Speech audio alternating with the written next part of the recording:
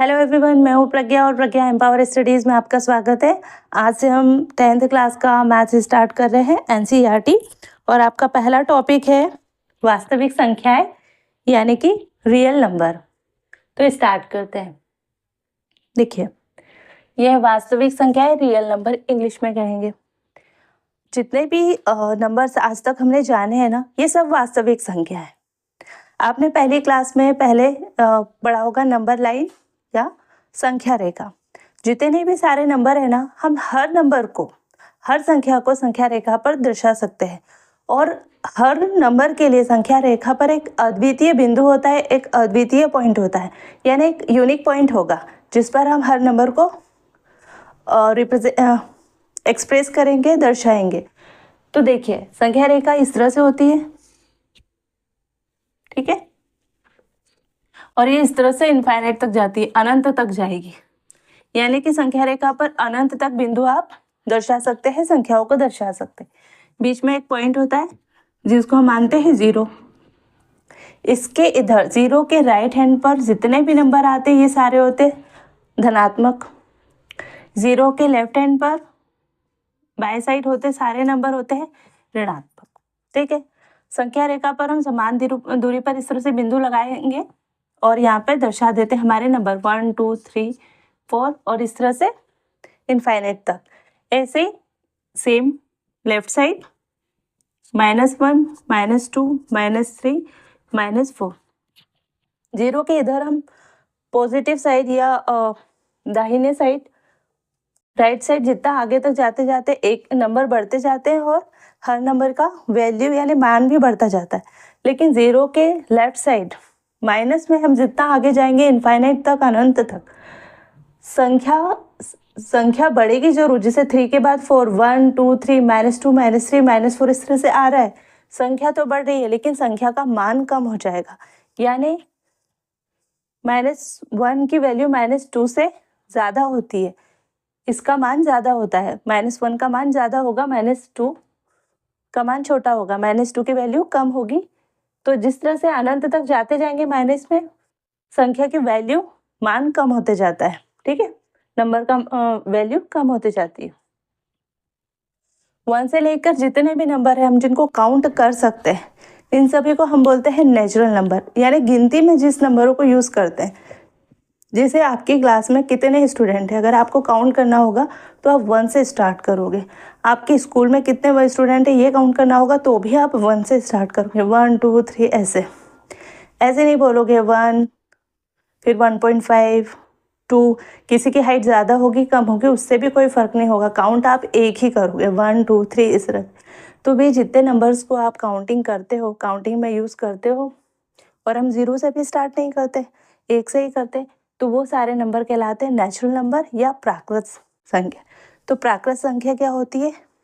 धनात्मक पूर्णांक। ठीक है, धनात्मक पूर्णांकों को ही हम प्राकृत संख्या बोलेंगे या नेचुरल नंबर बोलते हैं। धनात्मक पूर्णांक मतलब पॉजिटिव इंटीजर्स, इनको हम कहेंगे नेचुरल नंबर, यानी कि धनात्मक पूर्णांकों को कहेंगे प्राकृत संख्या। ठीक है, तो इधर सारी हमारी प्राकृत संख्या होती है ना। जीरो अगर उसमें मिला दूं तो वो पूर्ण संख्या होती है, यानी होल नंबर। प्राकृत संख्या है और प्लस जीरो, ये सब क्या होगा? इतना होल नंबर। ठीक है, तो इतना हमने पहले जाना कि ये प्राकृत संख्या है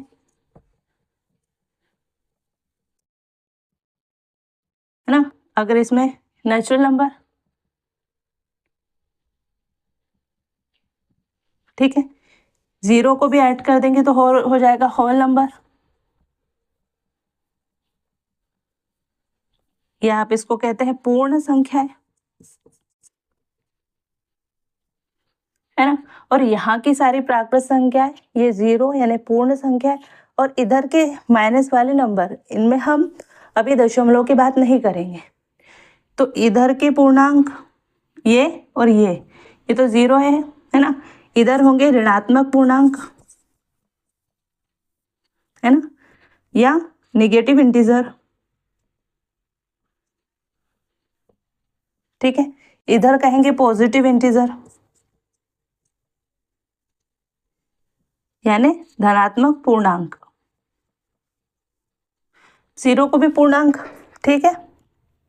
इस तरह से ये संख्याएं होती है।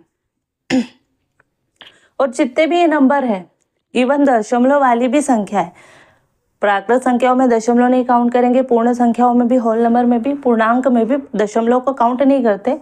अभी हम सिर्फ परफेक्ट नंबर की बात करें, 1 2 3 इस तरह से। ये सारे क्या है, प्राकृत वास्तविक संख्या।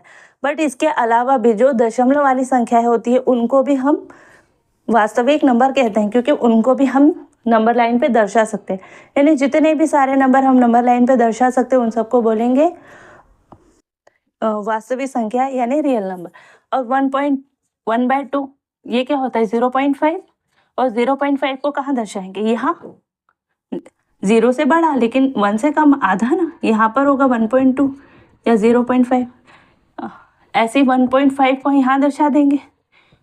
हमारी जो स्केल होती है उस पर कितने, 1 और 2 के बीच में भी बिल्कुल यहाँ 1 2 3 4 होते हैं, फिर यहाँ 10 होते हैं, है ना। तो एक छोटे से छोटा पॉइंट भी, एक बड़े से बड़ा पॉइंट भी आप यहाँ पे बना के दर्शा सकते हो। यानी बड़ी से बड़ी संख्या भी नंबर लाइन पे दर्शाई जा सकती है और छोटे से छोटी संख्या भी। 1 और 2 के बीच में भी असंख्य अनंत संख्या है, अनगिनत संख्या है, ठीक है। तो इनको कहेंगे वास्तविक संख्या या रियल नंबर। सारे नंबर ही वास्तविक संख्या है, क्योंकि सभी नंबर्स को हम नंबर लाइन पे दर्शा सकते हैं अद्वितीय रूप से। ऐसा नहीं होगा कि इसी पॉइंट पर आप इसी पॉइंट पे 2 को भी दिखा दिया और इसी पर मन किया तो 3 को नहीं। अगर आपने 2 को दिखाया तो 3 ही होगा। आपको 3.1 शो करना है, 3.1, तो आप यहाँ कहीं शो करोगे 3.1, मिक्सअप नहीं होगा। यानी हर नंबर के लिए एक अद्वितीय पॉइंट होगा, है ना। और ऐसा भी नहीं होगा कि इधर भी 3 दिखा दिया और इधर भी 3, 2 नंबर पर सेम नंबर संख्या दिखा दी, ऐसा भी नहीं होगा। हर नंबर के लिए एक अद्वितीय पॉइंट होगा। अद्वितीय मतलब यूनिक।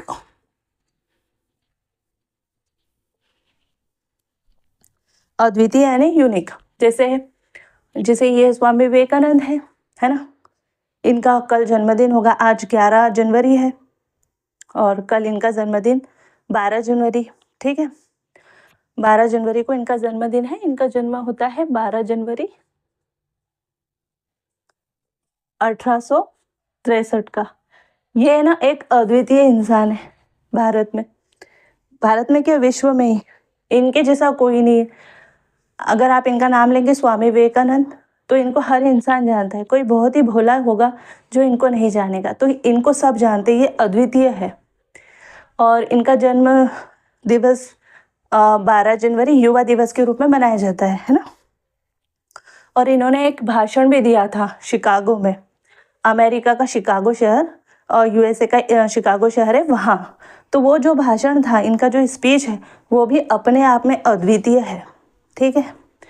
और शिकागो का है, अगर आपको जानना हो तो, जैसे ये अमेरिका है और उत्तरी अमेरिका में यूएसए, तो ये यूएसए है, ये आपका कनाडा है। तो ये ना एक झील है, इसको बोलते हैं मिशिगन लेक, ठीक है। मिशिगन झील बोलोगे या लेक। यहाँ पर मिशिगन लेक के यहाँ पर एक शहर है शिकागो। ये शिकागो शहर में उनकी वो तारीख है स्पीच की 11 सितंबर 1893, जब इनकी आयु थी 30 वर्ष। 30 वर्ष की आयु में जो इन्होंने स्पीच दिया था शिकागो शहर में, तो वो जो स्पीच था वो भी अपने आप में अद्वितीय है। और ये स्वामी विवेकानंद, ये भी अपने आप में अद्वितीय है। तो ऐसा कोई अद्वितीय मतलब जिसके जैसा कोई दूसरा नहीं होता, उसको हम कहेंगे अद्वितीय, ठीक है। ये 12 जनवरी को इनका जन्म दिवस होता है 1863। 11 सितंबर 1893 में इन्होंने ये भाषण दिया था और ये थे 4 जुलाई 1902 तक, ठीक है। मिशिगन झील के किनारे ही ये शिकागो शहर है। खैर ये तो जियोग्राफी का है, मैंने आपको बता दिया यहाँ पर, है ना। तो ये नंबर लाइन है, इस तरह से नंबर्स होते हैं। अब हम वास्तविक संख्याएं कितने प्रकार की होती है वो पढ़ते हैं। हालांकि ये देखिए, प्राकृत संख्याएं पूर्ण संख्या, पूर्णांक, ऋणात्मक पूर्णांक, धनात्मक पूर्णांक, ये सब प्राकृतिक संख्या ही है। तो मैं इसको इरेज करती हूँ और फिर उसके बाद मैं आगे हम स्टार्ट करते हैं।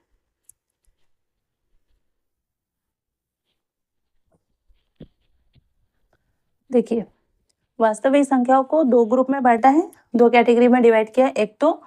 एक होती है परिमेय संख्याएं,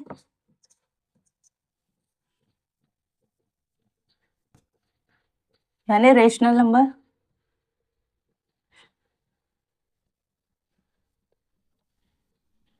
और दूसरा होता है अपरिमेय संख्याएं।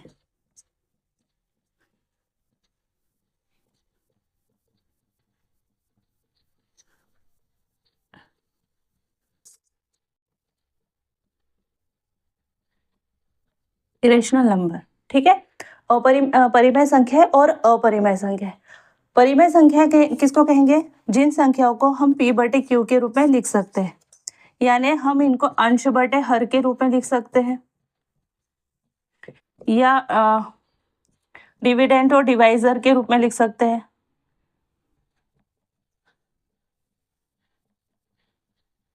ठीक है। या बोल सकते हैं न्यूमरेटर और डिनोमिनेटर के रूप में लिख सकते हैं। ऐसी संख्या को कहेंगे परिमेय संख्या। लेकिन कब?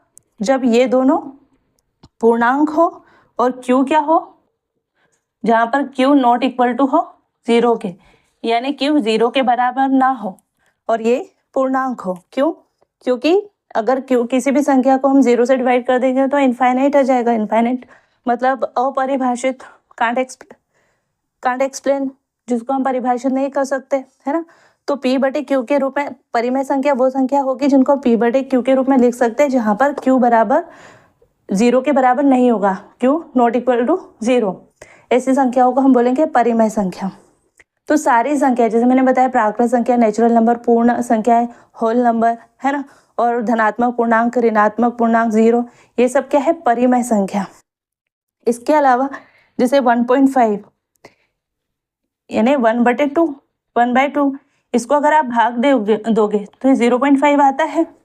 इसके बाद कोई नंबर नहीं आता, क्योंकि 0.5 के बाद हमको दशमलव के बाद हमको 5 मिल जाता है और शेषफल में 0 मिल जाता है ना। तो इन सब को भी कहेंगे परिमेय संख्याएं, है ना। जिन संख्याओं को दशमलव के बाद अगर हम भाग दे 1, 2, 3 नंबर तक दशमलव के बाद अगर डिवाइड करें तो 0 अगर हमको शेषफल मिल जाता है, जैसे हो सकता है कुछ नंबर 21521 तक चलते, उसके बाद डेसिमल वैल्यू के बाद 3 पॉइंट के बाद हमको 0 मिल जाता है शेषफल, तो ये शांत बोलते हैं हम इसको, सॉरी शांत, यानी टर्मिनेटिंग। तो ऐसे नंबर जो शांत हो, टर्मिनेटिंग हो, यानी दशमलव के कुछ स्थानों के बाद हमको 0 शेषफल मिल जाए, यानी पूरा भाग हो जाए, उसको बोलेंगे शांत या टर्मिनेटिंग। तो ये जो शांत वैल्यू होती है, टर्मिनेटिंग वैल्यू होती है, ये भी क्या होती है? परिमेय संख्या। इसके अलावा जैसे आपने 10 को भाग दिया 3 से, तो 3.3 हुआ, 3 आता जाएगा, आप भाग देते जाओगे तो आप एक समय बाद आप समझ जाओगे कि 3 ही आएगा, तो आप ऐसे एक बार का साइन लगा देते हो, ठीक है ना। या कभी किसी संख्या को भाग दिया तो 2 दशमलव के बाद 4 आया, 3 आया, फिर 1 आया, फिर आपको पता है 4 2 1 4 2 1 4 2 1 मिल रहा है, तो आप समझ जाओगे कि अब हमको 4 2 1 ही मिलेगा। तो आप इस पे ऐसे बार लगा देते हो, इसको बोलते हैं रिकरिंग, है ना। ऐसे बार लगा देते हो और समझ जाते हो कि अब यही आएगा, है ना। तो 1 पॉइंट के बाद, कभी 2 पॉइंट के बाद, 3 पॉइंट के बाद, ये समझ में आ जाता है दशमलव के 3 अंकों के बाद कि अब हमको यही मिलने वाला है, रिकरिंग मिलने वाला है ना, बारंबार। ये तो हिंदी में इसको बारंबारता बोलते हैं और इंग्लिश में इसको बोलते हैं रिकरिंग। यानी ये शांत तो नहीं होगा, मतलब ये भी हमको इनफाइनाइट तक 3 इनफाइनाइट तक मिलेगा, मतलब ये शांत तो नहीं है, टर्मिनेटिंग तो नहीं है, तो हम इनको क्या कहेंगे? अशांत या नॉन टर्मिनेटिंग।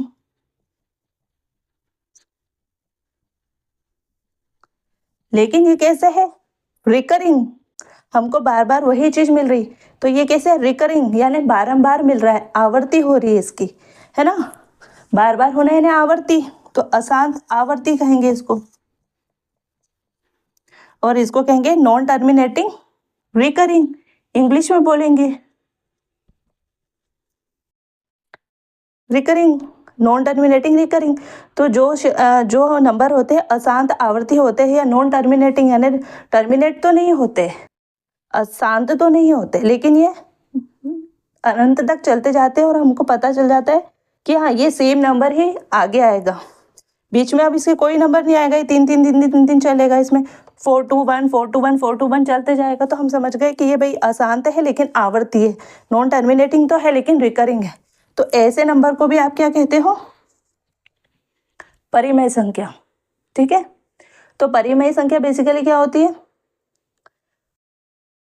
जिनको हम p बटे q के रूप में लिख सकते हैं, यानी अंश बटे हर के रूप में, या डिवाइडेंड बटे डिवाइजर, या आप न्यूमरेटर या डिनोमिनेटर के रूप में हम लिख सकते हैं, जहाँ q बराबर नहीं होगा 0 के।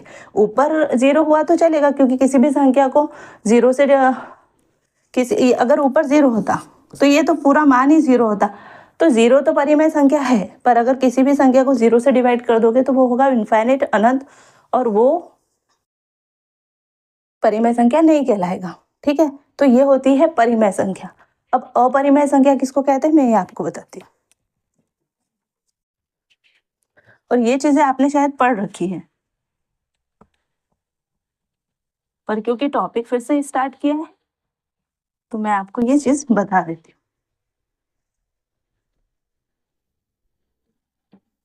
देखिए, अब अपरिमेय संख्या, तो अपरिमेय संख्या के एग्जाम्पल क्या है, देखो √2, √3, √5, √7 या √11। दैट मीन कि ऐसी संख्या है जो रूट में हो, अंडर रूट या वर्गमूल, सॉरी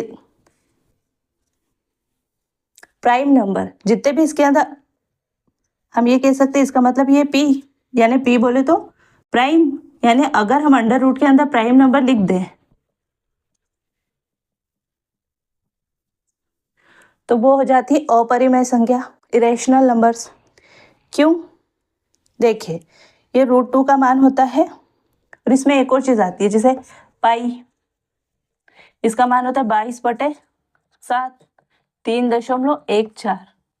हम इतना मानते हैं कि ये 3.14 है, बट बेसिकली ये 3.14 नहीं होता, ये होता है 3.1, 3, 2, 3, 4, 5, 6, फिर बीच में कुछ और नंबर, यानी ये नंबर इनफाइनाइट तक चलते जाता है, बट हम बता नहीं सकते कि अगला नंबर क्या होगा।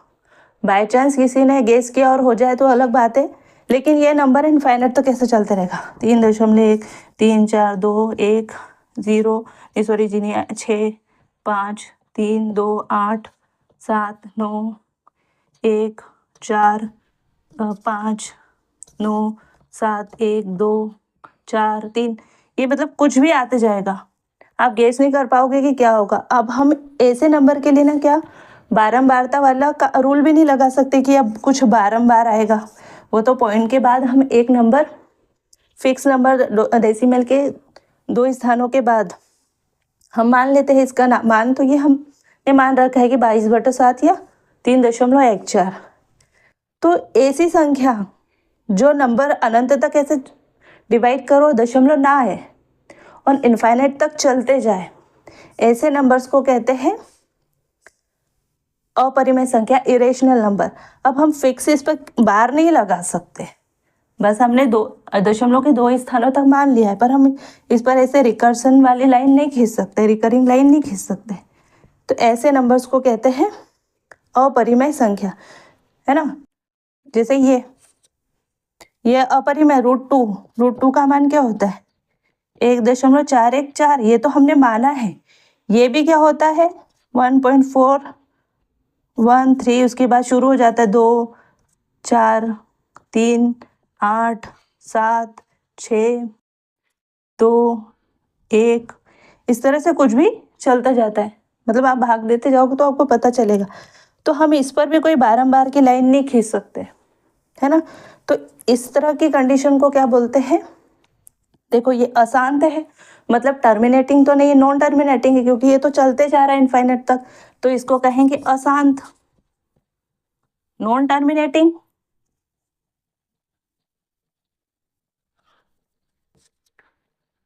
साथ में कैसा है, आवर्ती हो रही है क्या, बारंबारता हो रही है क्या, नहीं, ये तो अनावर्ती है, तो अशांत अनावर्ती,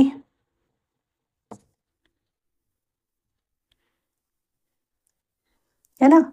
या इसको बोलते हैं अवसानी,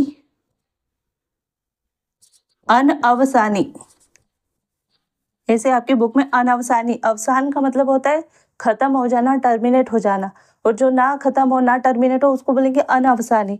अनअवसानी अनावर्ती, जिसमें बारंबारता भी नहीं है ना। और इसको नॉन टर्मिनेटिंग, नॉन रिकरिंग, ठीक है, नॉन टर्मिनेटिंग नॉन रिकरिंग कहेंगे। तो ये जो होते हैं ना नॉन टर्मिनेटिंग नॉन रिकरिंग, इसको भी क्या बोलते हैं, अपरिमेय संख्या। तो बेसिकली अगर इसको पहचानना हो तो आप कैसे पहचानोगे, अंडर रूट के अंदर कैसे प्राइम नंबर लिखे हो ना, तो वो अनावर्ती ही वो अनावर्ती ही होते, तो उसको बोलेंगे अपरिमेय, अपरिमेय संख्या, इरेशनल नंबर। अब देखो कुछ नंबर ऐसे भी मिलेंगे आपको, जैसे 1.1, 0, 111, 0, 111, 0, 410, इस तरह से। अब आप समझ गए हो कि 1 के बाद 10, फिर दो 1 के बाद 10, फिर 3 1 के बाद 10, 4 1 10, उसके बाद आएगा 5 1 के बाद 10। आप गेस कर सकते हो, पर देखो अभी भी यहाँ आप बारंबार की लाइन नहीं खींच सकते। अगर आप सोचोगे 101 पे लगा दूं तो फिर से हो रहा है, चलो 101, लेकिन अब का हो रहा है, अब तो 101 आपको मिल नहीं रहा, तो आप नहीं लगा सकते। आप 10 पे भी नहीं लगा सकते, क्योंकि उसके बाद आपको 11 मिल रहा है, फिर आपको 01 मिल रहा है। आप 3 पे क्या 4 पे भी नहीं लगा सकते, 1 0 0 1 1, फिर 0 1 0 1 1 1। तो आप ऐसे नंबर्स में भी बारंबारता की लाइन नहीं लगा सकते, ऐसे ये रिकरिंग लाइन नहीं खींच सकते, बारंबारता का दंड नहीं लगा सकते। तो ऐसे नंबर्स को भी क्या कहेंगे, अपरिमेय संख्या, इरेशनल नंबर। यानी कि वास्तविक संख्याओं को दो भागों में बांटा है, एक तो आप बोल लो अपरिमेय संख्या, दूसरी आप अपरिमेय संख्या यानी रेशनल नंबर्स और इरेशनल नंबर। इस तरह की कंडीशन को सोच के छोड़ के सब क्या होते हैं, रेशनल नंबर, सारी होती है परिमेय संख्या। प्राकृत संख्या परिमेय संख्या है, क्योंकि अगर दो प्राकृत संख्या है तो अपन 2/1 के रूप में लिख सकते हो, और एक 0 के बराबर, एक 0 के बराबर तो नहीं है ना, तो ये भी परिमेय संख्या हो गई। तो जितने भी प्राकृत संख्या है, नेचुरल नंबर, पूर्ण संख्या है ना, होल नंबर, या आप कहो कि धनात्मक पूर्णांक, ऋणात्मक पूर्णांक, यानी पॉजिटिव इंटीजर्स और नेगेटिव इंटीजर्स, और इस तरह के जिसमें शांत आवर्ती दशमलव टाइप के या शांत दशमलव टाइप के, जैसे 1/2 को 0.1 कर दिया, 5 कर दिया, इस तरह के सब नंबर होते हैं परिमेय संख्या, रेशनल नंबर, ठीक है। अब आपका नया अगला टॉपिक है, ये सब आपको समझ में आ गया होगा। ये आपने पुरानी कक्षाओं में पढ़ लिया है, लेकिन क्योंकि हम पढ़ेंगे तो ये चीज़ें आएगी, तो मुझे बताना पड़ेगा उस समय, तो मैंने अभी बता दिया। अब हम पढ़ेंगे फंडामेंटल थ्योरम ऑफ अरिथमेटिक, या कहेंगे अंकगणित का आधारभूत प्रमेय। तो इस प्रमेय को पढ़ते हैं, ठीक है। तो मैं इसको एरेज करती हूँ।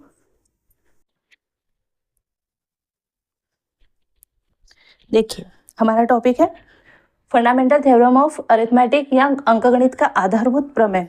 देखिए ये क्या कहता है, एक तो किस चीज की बात करता है, ये कहता है पॉजिटिव इंटीजर के मल्टीप्लिकेशन की बात, यानी ये कहता है धनात्मक पूर्णांकों के गुणनफल की बात ये कहता है। इसका संबंध किससे है, धनात्मक पूर्णांकों के गुणनफल से। धनात्मक पूर्णांक का मतलब 2 3 5 ये सब है ना, 4, इनके गुणनफल की बात ये कहता है, ठीक है। इनके गुणनफल से इसका रिलेशन है। अब ये क्या कहता है, आपको 2-3 तरीके से इसकी डेफिनेशन मिलेगी, मैं सबका मतलब बता देती हूँ। एक जगह ये कहेगा कि प्राकृत संख्याओं को उनके अभाज्य गुणनफल के रूप में लिखा जा सकता है, यानी natural number can be express as a product of its prime, ठीक है। मतलब प्राकृत संख्या है वही 1 2 3 जिनको गिन सके, उनको उनके अभाज्य गुणनखंड के रूप में गुणनखंडित किया जा सकता है, गुणनफल के रूप में गुणनखंडित किया जा सकता है। और कहीं ये कहेगा कि composite number can be express as a product of its prime, यानी अभाज्य संख्याओं को भाज्य संख्याओं के गुणनफल के रूप में व्यक्त किया जा सकता है। ऐसा यानी भाज्य संख्याओं को अभाज्य संख्या के गुणनफल के रूप में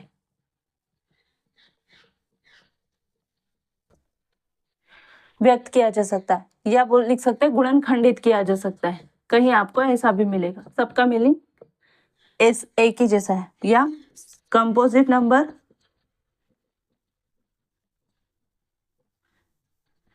can be express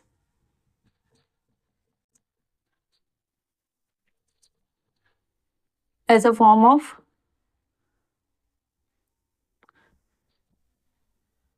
product of its prime।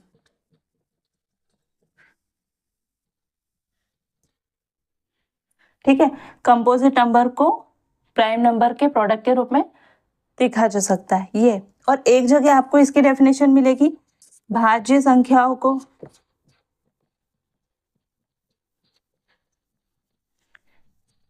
अभाज्य संख्याओं के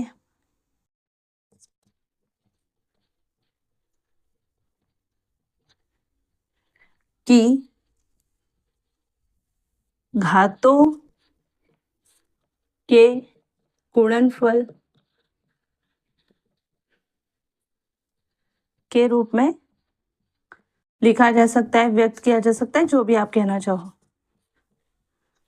यानी composite number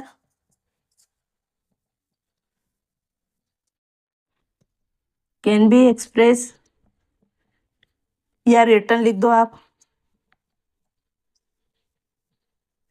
as a form of या एज अ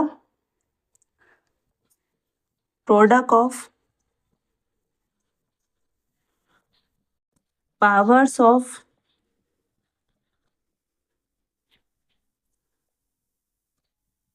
इट्स प्राइम, है ना।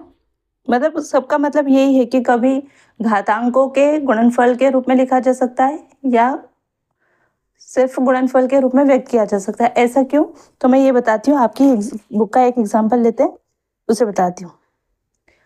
ये डेफिनेशन तो आपने देख ली होगी, बुक के अंदर आपकी लिखी है, मैं इसको एक्सप्लेन कर देती हूँ। ये दो तरीके से क्यों बोला है, दोनों का मतलब एक ही है। जैसे एक आपका नंबर है, इसका अगर आपको गुणनखंड निकालना है, तो गुणनखंड निकालना मैंने पहले बताया आपको आता भी होगा, फिर भी हम एक बार निकालते हैं। इसको आप 2 से डिवाइड करोगे, देखो 12, ठीक है, 2 5 10, 2 3 6,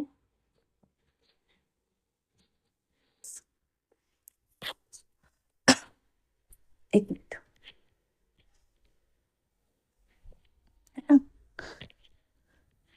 अभी 3 से 3 कम 3, 3 7 21, 3 7 21, फिर 3 कम 3। अब ये 7 से जाएगा, 7 दूनी 14, 3 7 बना 35, फिर 2 7 21। अब ये सीधा 11 से जाता है, 11 दूनी 22, 3 11 33, और फिर 23। तो इसके गुणनखंड क्या हुए, 2 into 2 into 3 into 7 into 11 into 23। ठीक है, ये इसके हुए गुणनखंड। आप ये करके देखना, इसी तरह से होता है। मैंने एक गुणनखंड वाला वीडियो भी बनाया है, वैसे आप 10th के स्टूडेंट हैं, आपको सब आता है। ठीक है, तो देखिए ये पहली डेफिनेशन है जिसमें उसने क्या कहा है, भाज्य संख्याओं को अभाज्य संख्याओं के गुणनफल के रूप में व्यक्त किया जा सकता है। अभाज्य संख्या मतलब वो संख्या जो या तो खुद से डिवाइड होती है या 1 से, उसके अलावा किसी और नंबर से नहीं होगी। देखो 2 या तो 1 से डिवाइड होती है, 2 से, 3 के साथ भी ऐसी केस है, 7 का भी वही है, 11 या तो 11 से डिवाइड होगा या 1 से, 23 क्या 1 से होगा या 23 से। तो ये अभाज्य संख्याओं का गुणनफल है। ठीक है। और ये भाज्य संख्या है, भाज्य संख्या मतलब जिसको एक से भी डिवाइड कर सकते हैं वो तो सभी को कर सकते हैं, खुद से वो भी सभी से कर सकते हैं, लेकिन देखो इसको इससे भी इतने सारे नंबरों से डिवाइड किया ना, लास्ट में हमारे पास एक्चुअल 0 आया था, ठीक है। तो इसको हमने लास्ट तक डिवाइड किया और इसका गुणनफल क्या होगा, इनको सबको गुणा करोगे तो बस अगेन हमको ये मिलेगा, है ना। तो पहली डेफिनेशन उसने ये बोली, दूसरी डेफिनेशन में क्या बोला, अभाज्य संख्याओं के घातों के गुणनफल के रूप में व्यक्त किया जा सकता है। तो ये 2 इंटू 2 का हम लिख सकते हैं ना, 2 की पावर 2, 2 की घात 2 या 2 स्क्वायर। 3 को हम लिख सकते हैं ना 3 की पावर 1, कोई घात नहीं है तो 1 लिख दो, 7 का भी 1 लिख दो, 11 का भी 1 लिख दो, 23 का भी 1 लिख दो, है ना। तो आपको ये 1 लिखना है तो लिखो, नहीं तो नहीं लिखो, घात लिखते नहीं जनरली हम, बट मैंने आपको एक्सप्लेन करने के लिए डेफिनेशन को बता दिया। तो हर जगह जो उसने कहा है ना वही चीज़ है, या तो आप ऐसे लिख दो या आपको ऐसे नहीं लिखना तो आप घात के रूप में लिख दो, 2 की घात 2। तो उसकी सेकंड डेफिनेशन जो थी कि भाज्य संख्याओं को अभाज्य संख्याओं की घातों के गुणनफल के रूप में व्यक्त किया जा सकता है, तो यही है ना। Composite number can be express as a product of powers of its prime, है ना। तो ये चीज वही है। तो ये भी आपको समझ में आया। अब देखिए, ये अंकगणित का आधारभूत प्रमेय है। आधारभूत बोला है, इसको फंडामेंटल बोला है, तो ऑब्वियस है इसके बहुत सारे यूज है ना। आगे जहां जहां गुणनखंड की बात होगी वहां तो आप समझ जाना कि इसी की बात है ना। लेकिन इसका और भी यूज है, जैसे √3, √2, √3, √5, ये सारी संख्या है अपरिमेय संख्या है। तो ये अपरिमेय संख्या है या इरेशनल नंबर है, ये साबित भी तो करना होगा, ये प्रूफ करना होगा, सिद्ध करना होगा कि ये अपरिमेय संख्या है। और डैश डैश डैश, जहां आप ये मान सकते हैं कि रूट मतलब पी और पी क्या है, प्राइम नंबर, है ना। ऐसी संख्या है, अपरिमेय संख्या होती है। ये साबित करने के लिए आपको अंकगणित के आधारभूत प्रमेय की जरूरत होगी। तो इससे हम ये भी पता कर सकते हैं। एक और चीज, अभी हमने गुणनखंड निकालना सीखा, गुणनखंड देखा, ठीक है। तो गुणनखंड का यूज हम कहाँ करते हैं, संख्याओं के, दो संख्याओं के या दो से अधिक संख्याओं के HCF निकालने में और LCM निकालने में, है ना। HCF होता है और एक LCM होता है। तो HCF और LCM निकालने के लिए भी ये फंडामेंटल थ्योरम ऑफ अर्थमेटिक की इसकी रिक्वायरमेंट होगी। अंकगणित के आधारभूत प्रमेय की आपको सहायता लेनी होगी। HCF क्या होता है और LCM क्या होता है, ये हाईएस्ट कॉमन फैक्टर और ये होता है sorry least common factor, HCF factor. ये दोनों दो या दो से अधिक संख्याओं के common factors, highest common factor और लीस्ट कॉमन फैक्टर निकालने के लिए, यानी इसको हिंदी में बोलेंगे इसको बोलते हैं लघुत्तम समापवर्तक, समापवर्तक।